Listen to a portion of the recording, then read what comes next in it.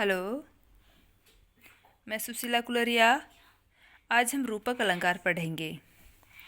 देखो, ये जो वीडियो है वो 11वीं क्लास, 12वीं class, BA first year, BA second year, BA final और एमए बच्चों के साथ साथ जो नेट जेआरएफ की तैयारी कर रहे हैं, जो फर्स्ट ग्रेड सेकंड ग्रेड की तैयारी कर रहे हैं, उनके लिए भी उपयोगी है।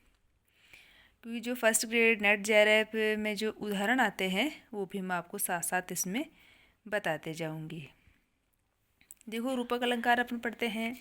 वैसे तो रूपक अलंकार का देखो इस किताब में है, लेकिन मैंने बीए के बच्चों की परिभाषा जो है, जो बीए के बच्चों के लेवल पे मैंने नोट्स बनाए हैं वो देख लेते हैं।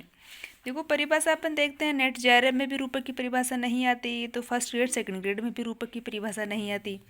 परिभाषा अपन देखते हैं 11वीं क्लास 12वीं क्लास में आ जाती है और बीए फाइनल में अलंकार की परिभाषा आ जाती है। तो परिभाषाएं मैंने खुद ने नोट्स बनाए हैं, वो देखने हैं अपने को। देखो,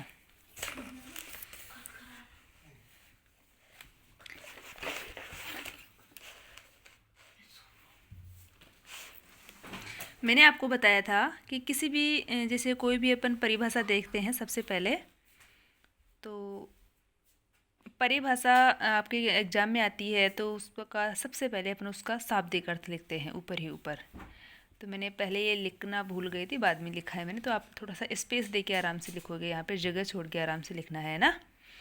देखो, रूपक का शाब्दिक अर्थ होता है रूप धारण कर लेना, यानी जो सामने चीज़ है उसको किसी से तुलना कर रहे हैं। देखो, तुलना जो है उपमा, उत्प्रेक्षा, रूपक, इन सभी में होता है, लेकिन जिसकी अपन तुलना करते हैं तो करते तो अपन तुलना है, लेकिन इस उदाहरण में उसके ऊपर जो है उसका रूप ही दे दिया जाता है जिसकी अपन तुलना करते हैं।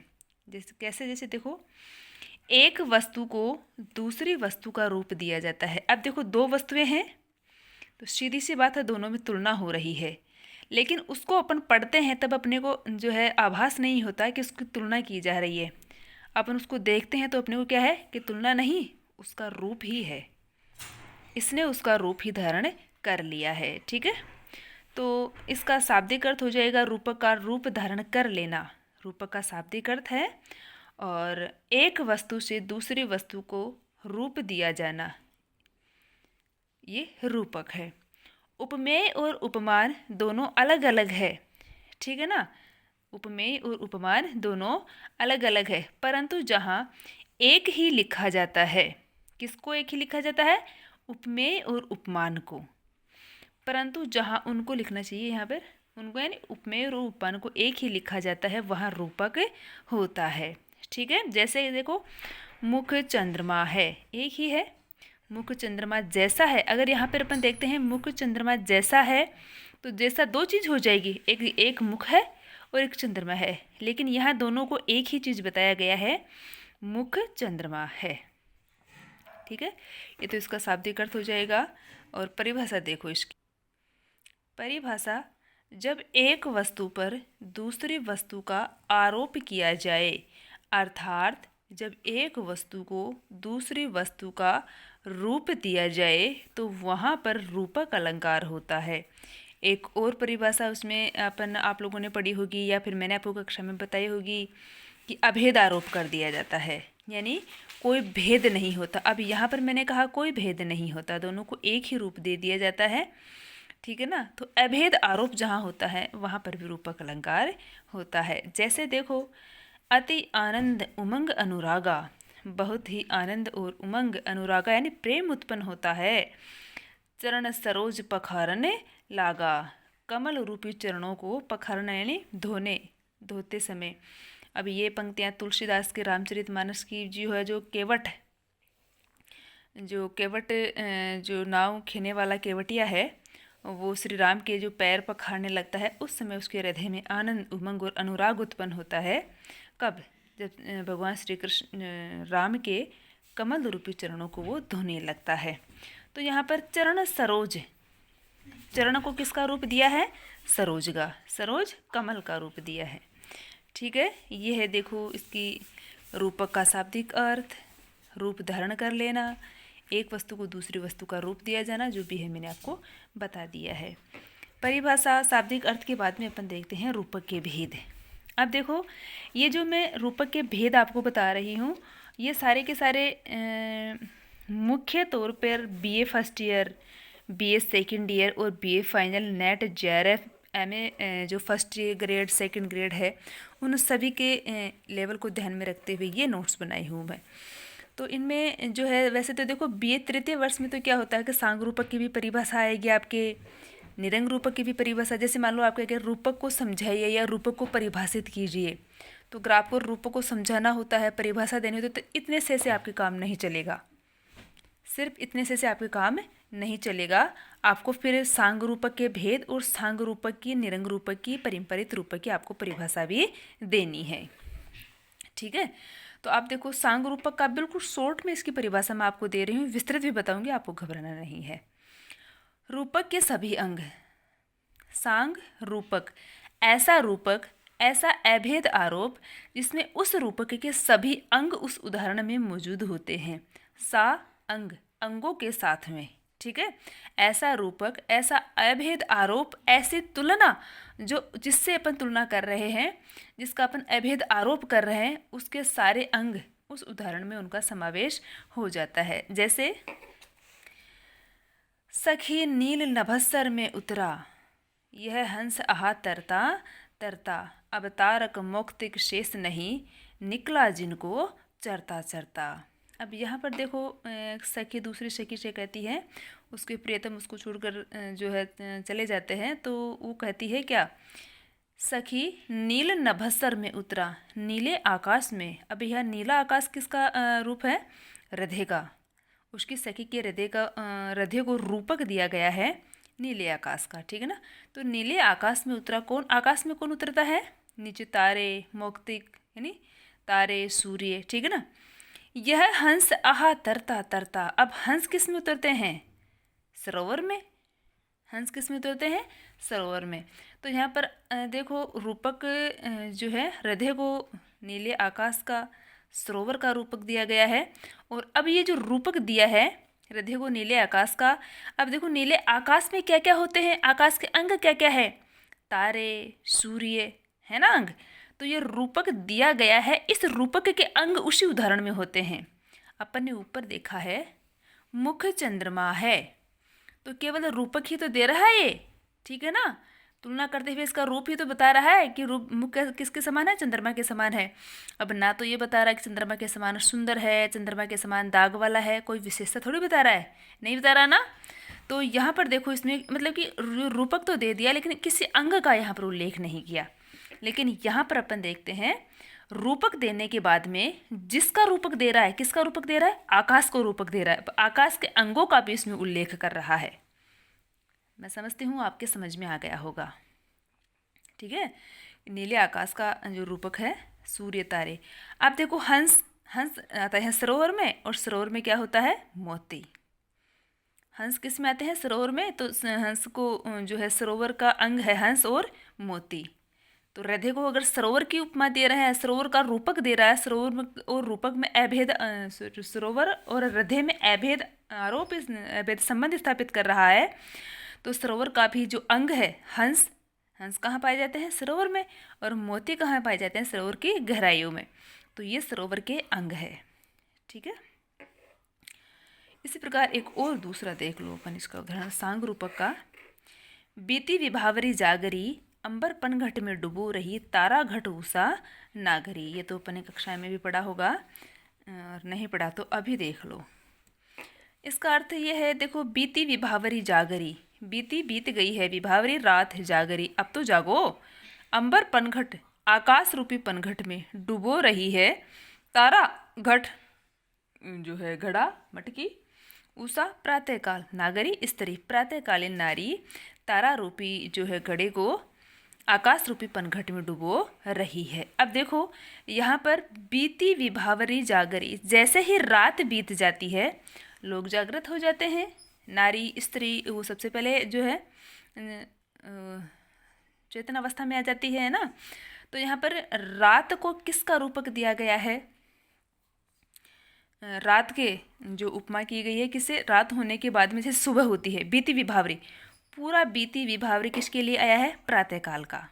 पूरा बीती विभावरी किसके लिए आया है, प्रातःकाल का। अब प्रातःकाल को जो है किसकी उपमा दी जा रही है, अंबर पनघट में डूबू रही। अब यहाँ पर अंगी तो हो जाएगा विभावरी, बीत गई, अर्थात जो है रात हो बीत जाने के बाद में प्रातःकाल यानी सुबह होती है। तो सुबह होने पर क्या क्या होता है, तारे घट, तारे डूबू रही, आकाश में तारे डूब जाते हैं, आकाश में तारे डूब जाते हैं। तो ये रूपक है, रूपक के अंग है। और फिर उषा नागरी यानी उषा प्रातःकालीन, जो उषा जो है आने लग जाती है, प्रातःकाल जो उजाला ना चारों तरफ पे होने लगता है, ठीक है ना। एक तो ये देखो उषा के संबंध में, प्रातःकाल के संबंध में तारे, अंबर, विभावरी, रात बीतने के बाद में तो प्रातःकाल होती है, ठीक है ना। तो ये इसके अंग हो गए, रूपक के और अंग हो गए। और अगर अपने स्त्री के रूप में इसको लेते हैं, स्त्री रूपक के रूप में लेते हैं, तो पनघट, घट, नारी, नागरी, नागरी जो अंग है, अंगी है, तो इसका अंग कौन कौन से हो जाएंगे। अरे स्त्री जब सुबह उठकर क्या क्या कार्य करेगी, सबसे पहले पानी भरेगी। वो पानी कहाँ भरेगी, पनघट पर जो है वो ले जाके, क्या, घट, घड़ा, मटकी लेकर वो पानी भरेगी। तो ये नागरिक के अंग और ये प्रातःकाल के अंग, ठीक है ना। तो रूपक सिर्फ एक रूपक का ही प्रयोग नहीं किया जाता, जहाँ रूपक के सभी अंगों का उसके में प्रयोग किया जाता है, सभी अंगों का उस उदाहरण में जो है उपयोग किया जाता है, वह सांगरूपक अलंकार होगा। इसके अलावा और भी आप देख लो, 2-3 उदाहरण मैं आपको थोड़ा सा और समझा देती हूँ, बता देती हूँ सांगरूपक अलंकार के। देखो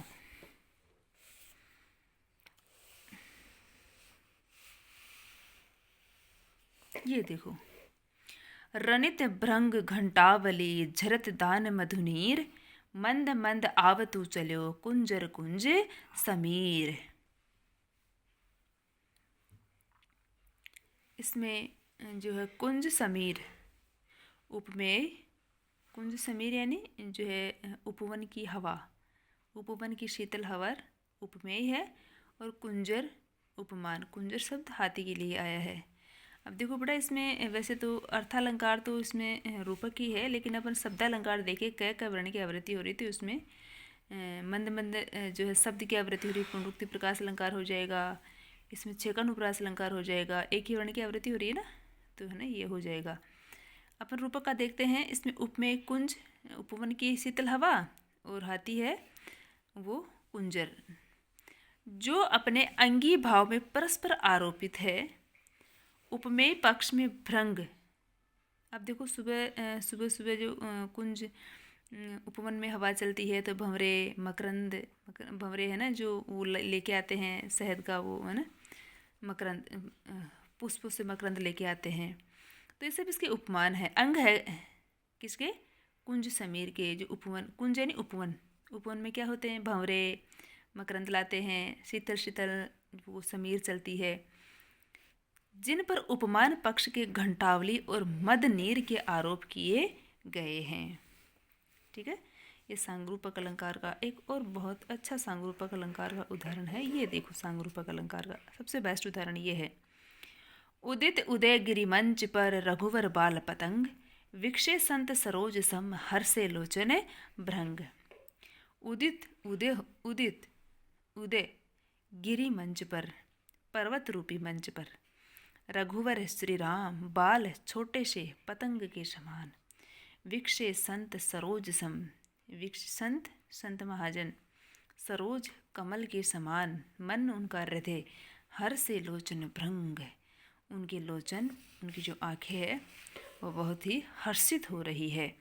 अब देखो श्री राम जो है अपने मंच पर है, तो उस श्री राम के को उगते हुए सूर्य की उपमा दी गई है। और जैसे ही उगता हुआ सूर्य होता है, तो सूर्य के उगने के साथ साथ में क्या क्या, पतंग, कीट पतंग, संत सरोज कमल जो है प्रसन्न हो जाता है। अब यहाँ कमल की उपमा संतों से, महात्माओं से दी गई है कि जहाँ राम होंगे वहाँ संत सज्जन भी उपस्थित होंगे। और भंवरे हर से, जैसे ही सूर्य उदित होता है तो भंवरे हैं जो है अपना कार्य शुरू कर देते हैं, कमल खिल जाते हैं, कीट पतंग भी अपना कार्य करने लग जाते हैं, ठीक है। तो श्री राम की उपमा उदय होते हुए सूर्य से दी गई है। और जैसे ही सूर्य उदय होता है, विभिन्न प्रकार के सूर्य के अंग क्या क्या है, तो वो ये कार्य यहाँ होने लग जाते हैं। तो एक रूपक सूर्य, श्री राम को सूर्य, उगते हुए सूर्य का रूपक दिया गया है और सूर्य के साथ साथ में क्या कार्य होते हैं, यानी सूर्य के अंगों का इसमें जो है उदाहरण दिया गया है। तो ये भी सांगरूपक अलंकार का उदाहरण हो जाएगा। अब देखते हैं अपन निरंग रूपक। सांग रूपक ऐसा रूपक जिसके रूपक के साथ साथ में सारे अंगों का, जैसे अपन ने देखा आकाश के अंग तारे सूर्य और सरोवर के अंग हंस और मोती, इसमें रात के अंग सुबह के अंग और पनघट के नारी के अंग। अब क्या इसमें भी निरंग रूपक, यानी बिना ऐसा रूपक जिसमें रूपक का कोई अंग का ही उल्लेख नहीं होता। रूपक तो प्रयोग किया जाता है लेकिन अंग नहीं होता। जैसे अपन ने यहाँ देखा था ना, मुख्य चंद्रमा है, रूपक तो है लेकिन चंद्रमा का कोई अंग यहाँ पर अपन काम में नहीं ले रहे। इसी प्रकार निरंग रूपक होता है बिना अंगों वाला, चरण कमल बंदो हरिनाई, ठीक है ना, कि जिनके चरण कमल के समान है उनकी आप है ना वंदना कीजिए। अब कमल, चरणों को रूपक दिया गया है कमल का, क्या कमल के और अंग, जैसे कमल की पंखुड़ियाँ, कमल का खिलना, कमल सरोवर में खिलता है, ऐसे अंगों का जो है प्रयोग किया गया है नहीं। तो यह उदाहरण निरंग रूपक अलंकार का हो जाएगा। आगे देखो, आशा मेरे हृदय मरु की मंजू मंदाकिनी है। अब देखो, आशा मेरे हृदय, हृदय रूपी मरुस्थल की सुंदर नदी है। अब देखो, मरुस्थल में नदी अपन ने देखी है? नहीं देखी। मरुस्थल में क्या होते हैं? कंटीले जो है वृक्ष होते हैं, जो है रेत के टीले होते हैं। तो यहाँ पर मरु के अंग आने चाहिए ना। अगर मरु के और अंग आ जाते हैं तो यहाँ पर सांग रूपक हो जाएगा। तो मरु का कोई अंग नहीं आया, रूपक तो दिया है, उपमा तो की है रूपक से, अभेदारोप तो हृदय का मरुस्थल से अभेदारोप किया है, लेकिन बिना अंगों के, बिना अंगों के। तो ये उदाहरण किसका हो जाएगा? निरंग रूपक का उदाहरण हो जाएगा। अब आगे देखो, इसकी परिभाषा अतः केवल एक ही रूपक होता है, एक ही रूपक है और रूपक का कोई अंग नहीं होता। रूपक तो होता है लेकिन रूपक का आगे कोई अंग नहीं होता। जैसे अपन ने यहाँ देखा है ना, ये अंगी है, ये अंग है और ये अंग और अंगी है, लेकिन इसमें ऐसा कोई कुछ नहीं होता। और देख लो, देखिए निरंग रूपक के उदाहरण अपन देखते हैं। यहाँ पर देख लो आप, अवधेश के बालक चारी सदा तुलसी मन मंदिर में विहारे। अवधेश, अवध के ईश्वर के चारों बालक तुलसी के हृदय रूपी मंदिर में विहार करते हैं। अब मन मंदिर, ये है, मन को मंदिर का रूपक दिया गया है। तो बताओ, मंदिर के जो है और जैसे उपासना करना, भक्ति करना, भजन करना, आरती करना, क्या क्या होते हैं मंदिर में? तो मंदिर के और अंगों का यहाँ पर उल्लेख है नहीं। तो ये उदाहरण क्या है? निरंग रूपक का। ये चरण कमल बंधु हरिनारी देख लिया अपन ने। ये देखो, है शत्रु भी यो मग्न जिनके सूर्य पारावर में, ये प्रियतम वह मेरा प्राण प्यारा कहाँ है, दुख जल निधि डूबी का सहारा कहाँ है। दुख जल निधि, दुख रूपी संसार का, अब संसार, दुख रूपी संसार, संसार का यहाँ पर और कोई अंग नहीं है, ठीक है। ये है निरंग रूपक के और उदाहरण। अब रूपक का तीसरा उदाहरण जो भेद है, परम्परित रूपक। जैसा कि शब्द से ही अपने को पता चलता है कि जो रूपक होता है उस रूपक को परंपरा के रूप में अपन काम में लेते हैं। एक रूपक, परंपरा यानी अब कोई भी देखो, अपन परंपरा को कितनी ही बार परिभाषा अपन ने देखी है कक्षा में।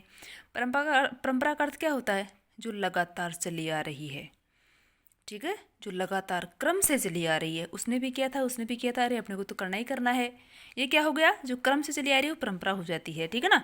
तो यही अपने को ध्यान रखना है परंपरित रूपक में, परंपरा अथवा क्रमागत श्रृंखला के रूप में, ठीक है। एक आरोप दूसरे आरोप पर आश्रित, एक आरोप दूसरे आरोप पर, अरे एक व्यक्ति कार्य करेगा तो दूसरा भी व्यक्ति करेगा तभी तो परंपरा का रूप धारण करेगा ना। तो परंपरित रूप की एक मुख्य विशेषता हो जाएगी एक आरोप दूसरे आरोप पर आश्रित, ठीक है। एक आरोप को हटा देने पर इसका दूसरा आरोप व्यर्थ हो जाता है। एक व्यक्ति कोई कार्य करता है और दूसरा व्यक्ति कार्य नहीं करता तो क्या वह परंपरा होगी? नहीं होगी। वह परंपरा के रूप में चलेगा? नहीं चलेगा। अरे उसने नहीं किया, मैं क्यों करूं, ठीक है ना। तो एक आरोप को हटा देने पर दूसरा आरोप व्यर्थ हो जाता है, यानी वो परंपरित रूपक नहीं होता। जैसे राम कथा सुंदर करतारे, संशय विहंग उड़ावने हारी। अब यहाँ पर देखो, राम कथा को तो रूपक दिया है सुंदर करतारी, करतारी यानी ताली। राम कथा को किसका रूपक दिया गया है? सुंदर करताली, ताली, तालियां अपन हाथों से ताली बजाते हैं ना, ताली, ठीक है ना, वो ताली। संशय रूपी पक्षी को उड़ाती है। अब देखो दो रूपक है इसमें, संशय रूपी पक्षी, ठीक है ना, संशय को किसका रूप दिया है? पक्षी को। राम कथा को किसका रूप दिया है? ताली, हाथों की ताली। अरे अपन पक्षियों को जैसे काय से उड़ाते हैं? हाथों से ताली बजा के तो पक्षियों को उड़ाते हैं। खेत में बहुत सारा काम किया होगा आप सभी ने। तो देखो, तो यहाँ पर ताली को रूपक दिया है राम कथा का, यह अपन देखते हैं। राम कथा को रूपक दिया है ताली का, ठीक है ना।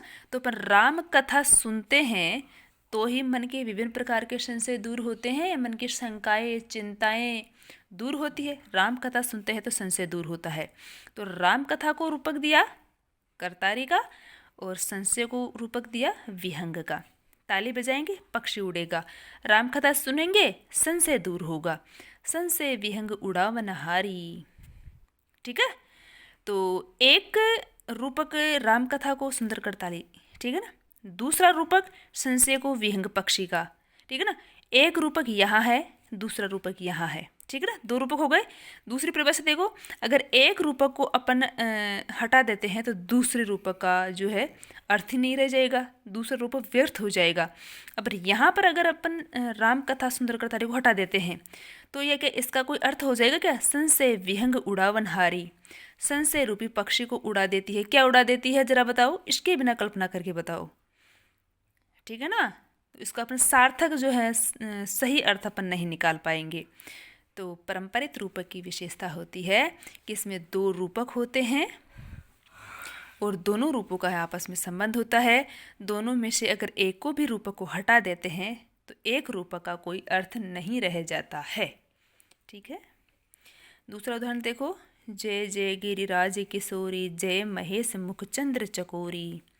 अब ये जय जय जय गिरिराज किशोरी, यहाँ पर किसकी उपमा की गई है बताओ? गिरिराज किशोरी, पर्वत की जो राजकुमारी अर्थात पार्वती के लिए, पार्वती के लिए शब्द आया है गिरिराज किशोरी। तो यहाँ पर दूसरा है जय महेश मुखचंद चकोरी। अब तुम जरा थोड़ा 1 मिनट के लिए मैं रुकती हूँ, ये किसकी उपमा की जा रही है? भगवान शिव की जो है उपमा की जा रही, सॉरी, भगवान शिव की भक्ति की जा रही है, पार्वती की जा रही है? बताओ जरा। ये जय जय कर रहा है ना, तो पार्वती की जय जय कर रहा है या महेश की जो है कर रहा है? मुझे आप कमेंट करके बताओगे। शिव जी की जो है जय जय कर रहा है, बाद में तो तुम बता दोगे, चलो मैं बता ही देती हूँ। जय जय जय गिरिराज किशोरी, यहाँ पे तो ठीक है, सबको पता चल रहा है। लेकिन यहाँ देखो, जय महेश मुखचंद चकोरी। अब यहाँ देखो, जय महेश, महेश के का मुख चंद्रमा के समान सुंदर है। महेश भगवान शिव का मुख चंद्रमा के समान सुंदर है। अब उस देखो, यहाँ श्री शिव जी के मुख को चंद्रमा की उपमा दी गई है, और जो अर्थात यहाँ पर शिव जी को ही चंद्रमा की उपमा दी गई है, ये देख सकते हैं। अब चकोरी हमेशा किसकी आशा में लगी रहती है? चंद्रमा की आशा में। अरे यहाँ पर मैंने चंद्र नहीं लिखा क्या? चंद्र, हाँ ठीक है ना। तो चकोरी देखो हर पल है ना किसकी तरफ देखती रहती है? चंद्र की तरफ देखती रहती है। तो पार्वती जी किसकी तरफ देखेगी? महेश की तरफ, शिव जी की तरफ, ठीक है ना।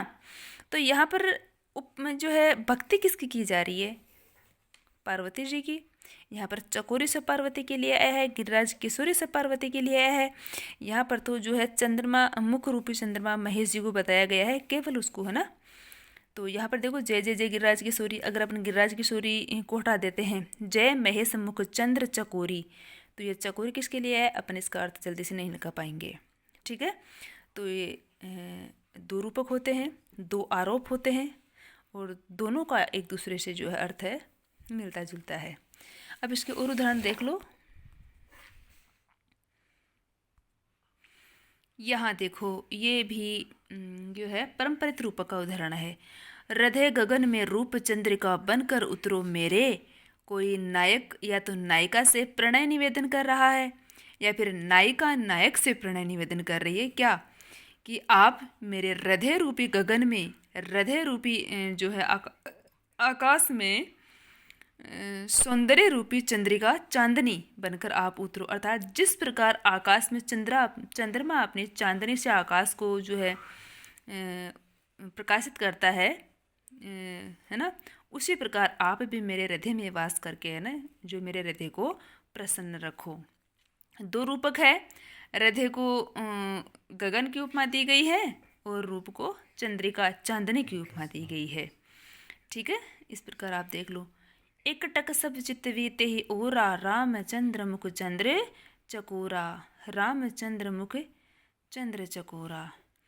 एक टक सब चित्त वही ते ही ओरा, एक टक सब लोग चित्त वही बड़ी ध्यान से ते ही ओरा, उनकी तरफ। किनकी तरफ? भगवान श्री राम रूपी चंद्र की तरफ।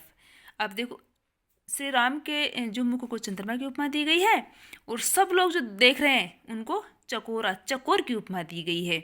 दो रूपक हो गए, चंद्रमुख श्री रामचंद्र और चकोरा सारे जो सेवक है, भक्त लोग वो देख रहे हैं, उस चकोरा की उपमा दी गई है। दो रूपक है, दोनों का जो है संबंध है। दो आंसू तारक चकनब में अकस्मात ही टूट पड़े, दो आंसू तारक चख नभ में अकस्मात ही टूट पड़े। अब ये तुम देख लेना आप अपने हिसाब से। निरंग रूपक की परिभाषा है,